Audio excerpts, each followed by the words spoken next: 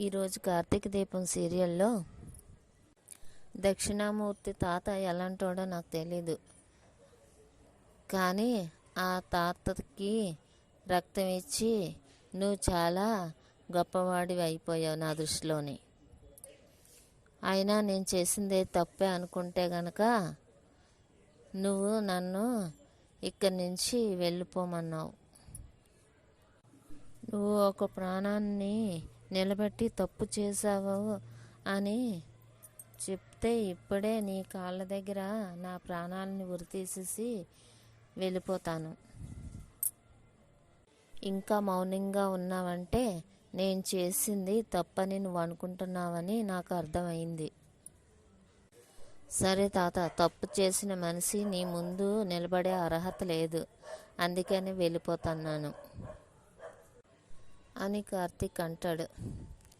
ఇప్పుడు కానీ నువ్వు వెళ్ళిపోతే ఇన్నాళ్ళు శ్రీమన్నారాయణ నేర్పించిన ధర్మానికి పాడి కట్టినట్టే. నాలో ఉన్న ఆవేశము, కోపము నిజంగానే నన్ను కాసేపు చంపేశాయి. నేను రక్తం ఇచ్చినప్పుడు ఎవరికి ఇచ్చానో తెలీదు. ఇప్పుడు తెలిసినా గుర్తించుకోవాల్సిన అవసరం లేదు.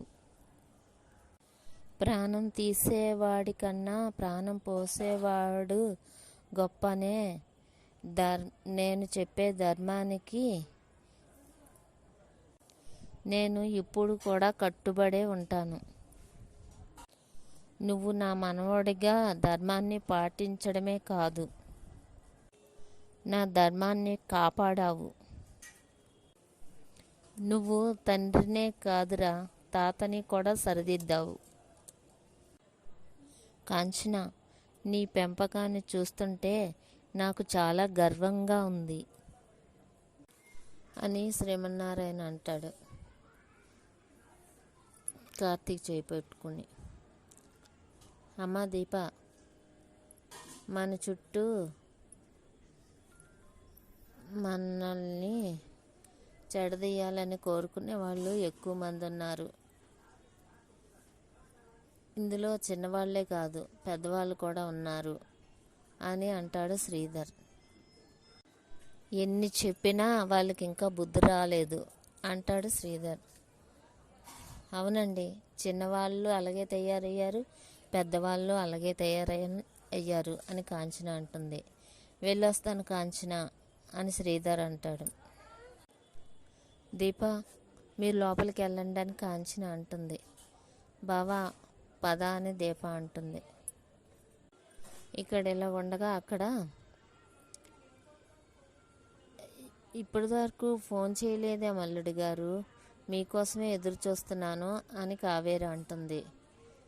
ఫోను సైలెంట్లో ఉంది అత్తయ్య గారు, ఇప్పుడే చూశాను అని అంటాడు కాశీ.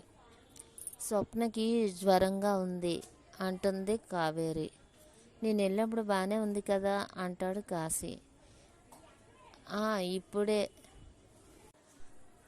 ఇప్పుడే రావే భోంచేయవే అంటే తలనొప్పిగా ఉంది అంది. వెళ్ళి చూడగానే జ్వరంగా ఉంది, టాబ్లెట్స్ కూడా వేశాను. కొంచెం జ్వరం తగ్గడానికి వేడి నీళ్ళు కాపం పెడితే తగ్గుతుందని నీళ్లు తెస్తున్నాను అని అంటుంది కావేరి. ఇటివ్వండి నేను పెడతాను అనేసి అంటాడు కాశీ. మీరు వెళ్ళి భోంచేయండి అల్లుడు అంటుంది కావేరి. లేదు, ముందు నాకు ఇవ్వండి నేను పెడతానని చెప్పి తీసుకొని స్వప్న దగ్గరికి వెళ్తాడు నీళ్ళు పట్టుకొని. అల్లుడికి భార్య అంటే ఎంత ప్రేమ అని అనుకుంటుంది కావేరి. స్వప్న అని పిలుస్తాడు కాశీ.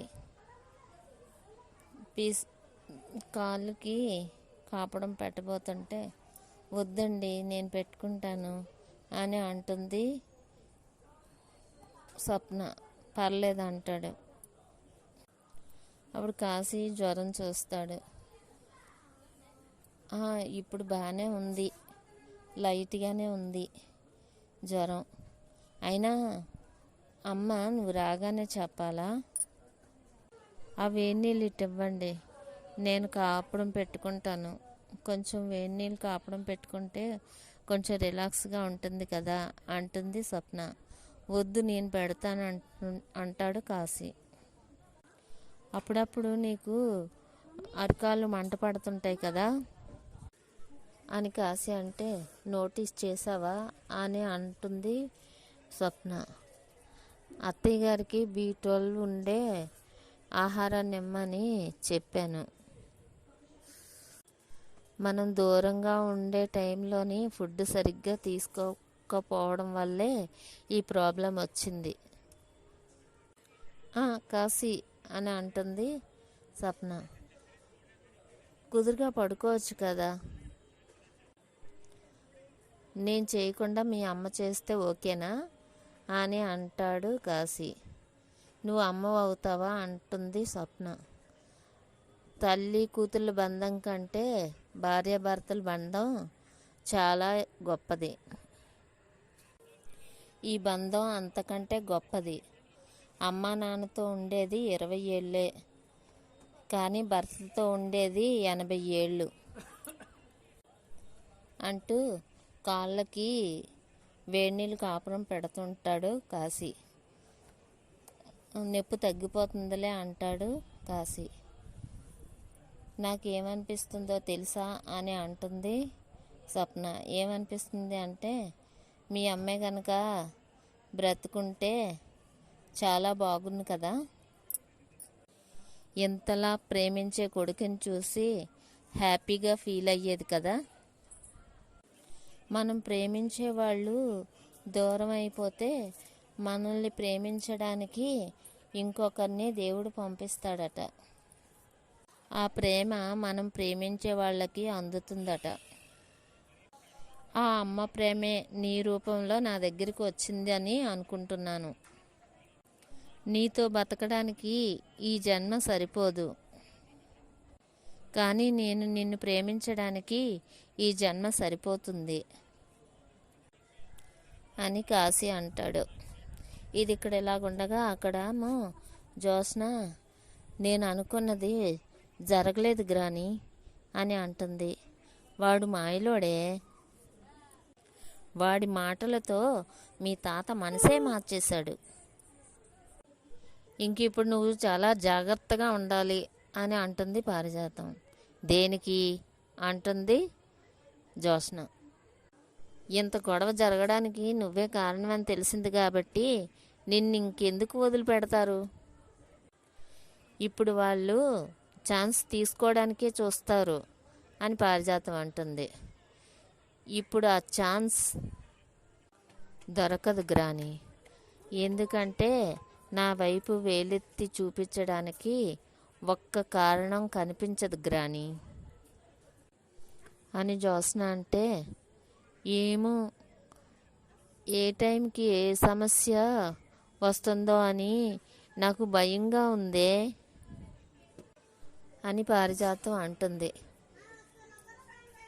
ఇక్కడేమో కార్తీక్ సూరజ్ని చూసి, హాయ్ బ్రదర్, సడన్గా సర్ప్రైజ్ ఇచ్చావేంటి అని అంటాడు కార్తీక్. నువ్వేంటి మా తాత ఇంటికి వచ్చావు అని అంటాడు కార్తీక్. అంటే పరిహారం కోసం అంటాడు సూరజ్. అంటే ఆ రోజు జరిగిన స్టాల్ దగ్గర అని కార్తీక్ అంటే, అవును బ్రదర్, ఆ రోజు జరిగిన దానికి నష్టపరిహారం అడగడానికి వచ్చాను అని సూరజ్ అంటాడు. నీకు చాలా మంచి టైం కుదిరింది బ్రదర్. దీపా అని పిలుస్తాడు. అప్పుడు నమస్కారం సూరజ్ గారు అంటుంది దీప. నమస్కారం అండి అంటాడు కార్తీక్. సూరజ్, మీరు ఇక్కడికి అని దీప అంటే, దీప ఇప్పుడు బ్రదర్ని ఏమి అడక్కు, ముందు నీకు క్లారిటీ కావాలంటే ముందు వెళ్ళి తాతని అందరినీ పిలుచుకొని రా అని పెదమాడం గారిని కూడా పిలుచుకొని రా అని అంటాడు కార్తీక్. నేను ఈ ఇంటి పెద్దతో మాట్లాడాలి అంటాడు సూరజ్. సరే అలానే అంటాడు కార్తీక్.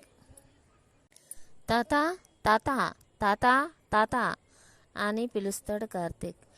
ఎందుకురా అంత గట్టిగా అరుస్తున్నావు అని అంటుంది పారిజాతం. ఈ సీన్లో నీ ఎంట్రీ అవసరం లేదు పారు, మన కథానాయకురాలు అని కార్తీక్ అనేసరికి ఈ అబ్బాయి ఎవరు అని అడుగుతుంది పారిజాతం. ప్రస్తుతానికి అపరిచితుడు. మన మిస్ హైదరాబాద్ జ్యోత్స్న ఎంట్రీ తర్వాత సుపరిచితుడు అవుతాడు అని కార్తీక్ అంటే, ఏంటో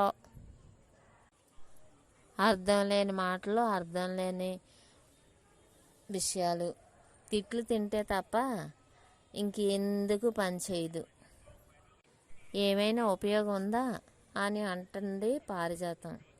ఈ మాటలు బాగా గుర్తుపెట్టుకొని పారు, మనం తర్వాత మాట్లాడుకుందాం. మళ్ళీ తాత తాత అని పిలుస్తాడు కార్తీక్. ఎందుకురా అంత గట్టిగా అరుస్తున్నావు అని అంటాడు శ్రీమన్నారాయణ. ఇంకొక ఎంట్రీ అయిన తర్వాత అప్పుడు ఏంటన్నది చెప్తాను అంటాడు కార్తీక్. అనేసి పెద్ద మేడం తొందరగా రండి, మీ అమూల్యమైన దర్శనాన్ని మాకు ప్రసాదించండి అని అంటాడు కార్తీక్.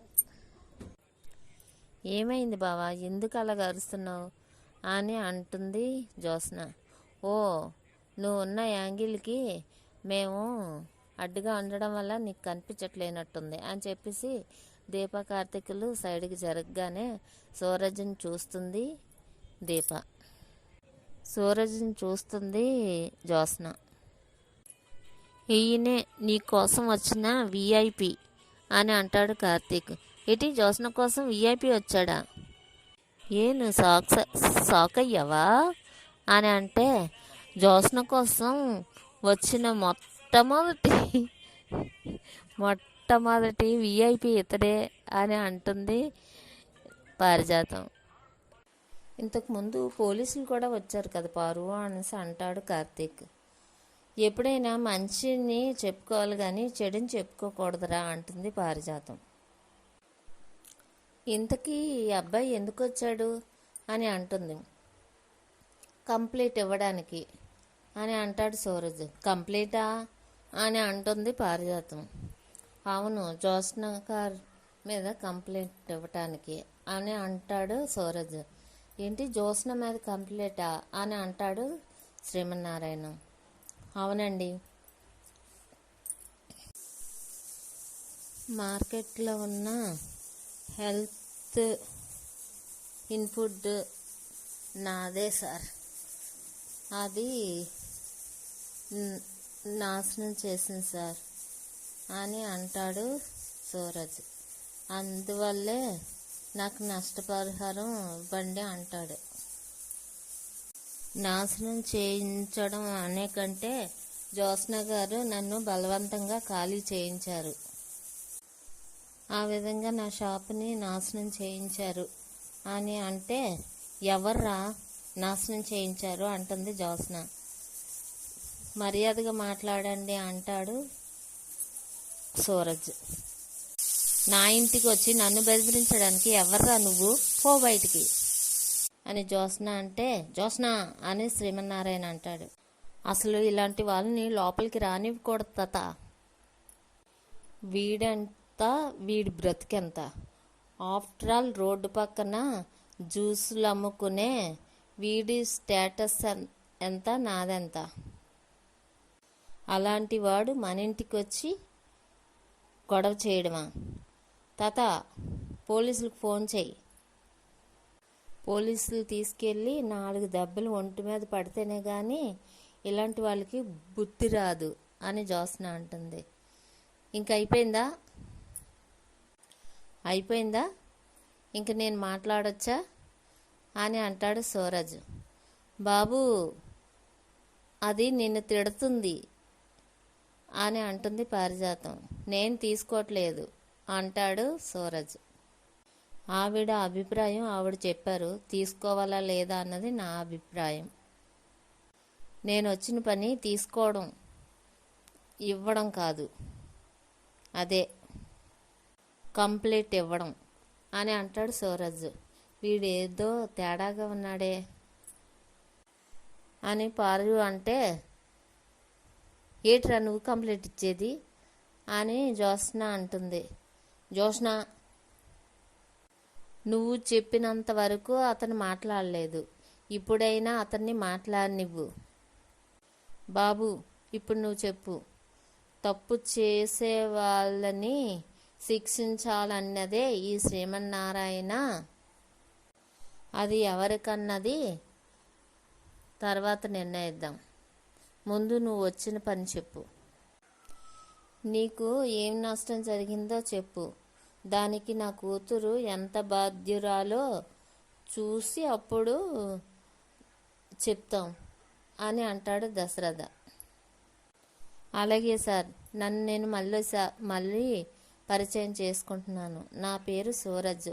నేను మార్కెట్ రోడ్లో హెల్త్ ఫుడ్స్ స్టాల్ని పెట్టాను. అది రన్ చేస్తున్నాను.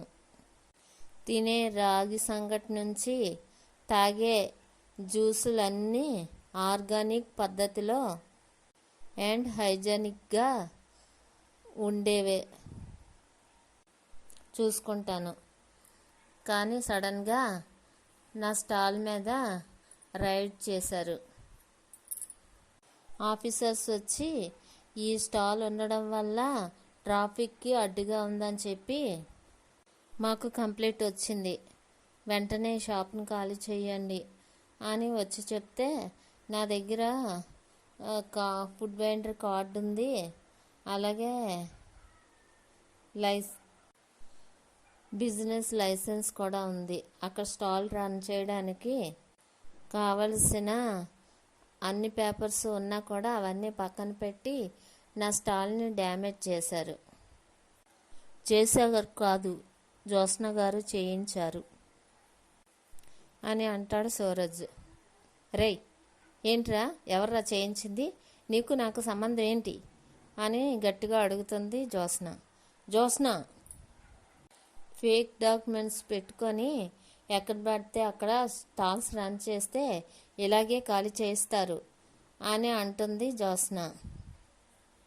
మీరే ఇదంతా చేయించారనడానికి నా దగ్గర సాక్ష్యం ఉంది అంటాడు సూరజ్. ఏంటా సాక్ష్యం అంటుంది జ్యోత్స్న. ఈయనే దానికి సాక్షి అంటాడు సూరజ్. నా కొడుకు సాక్ష్యం ఏంటి అంటుంది కాంచన. జ్యోత్స్న గారు నా స్టాల్ తీయించినప్పుడు కార్తీక్ గారు అక్కడే ఉన్నారు అంటాడు సూరజ్. జ్యోత్స్న గారే ఇదంతా చేయించారని జ్యోత్స్న గారే నాతో చెప్పారు. దీనికి కార్తీక్ గారే సాక్ష్యం. జరిగిందంతా ఆయన చూశారు అంటాడు సూరజ్. ఏరా కార్తీక్, సూరజ్ చెప్పేది నిజమేనా? సూరజ్ చెప్పేది నిజమేనా? చెప్పురా అని అంటాడు శ్రీమన్నారాయణ. నిజమే తాత, ఈ పెద్ద మేడం గారే సూరజ్ షాప్ని ఖాళీ చేయించారు సార్ అంటాడు కార్తీక్. బావా, నిన్ను నేను తిట్టించానని నువ్వు నన్ను తిట్టించాలనుకుంటున్నావా అని జ్యోత్స్న అంటే, హలో మేడం, అన్నిటికీ నా దగ్గర ప్రూఫ్స్ ఉన్నాయి. స్టాల్స్ కూల్ చేస్తున్న వీడియోలు తీసి సోషల్ మీడియాలో వైరల్ చేశాను, పోస్ట్ చేశాను, చూడండి సార్ అని సూరజ్ ఫోన్ని తాతకి చూపిస్తాడు.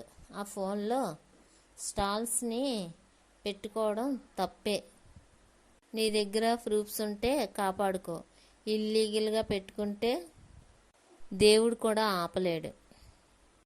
ఆ రోజు ఈ వీడి వల్లే లేటుగా వచ్చాను, తిట్లు తిన్నాను, దాని కౌంటరే ఇది. నువ్వు ఈ సిటీలో ఎక్కడా స్టాల్ పెట్టలేవు, దమ్ముంటే పెట్టి చూడు అని ఫోన్లో వస్తుంది అని చూపిస్తాడు. ఇంతకంటే సాక్ష్యం ఏం కావాలి? పబ్లిక్లో నేను సంపాదించుకున్న పరువు పోయింది. మేడం గారు నా మీద కోపం మీద ఇదంతా చేయించారు అంటాడు. ఈ ఎపిసోడ్ ఇంతటితో ముగుస్తుంది.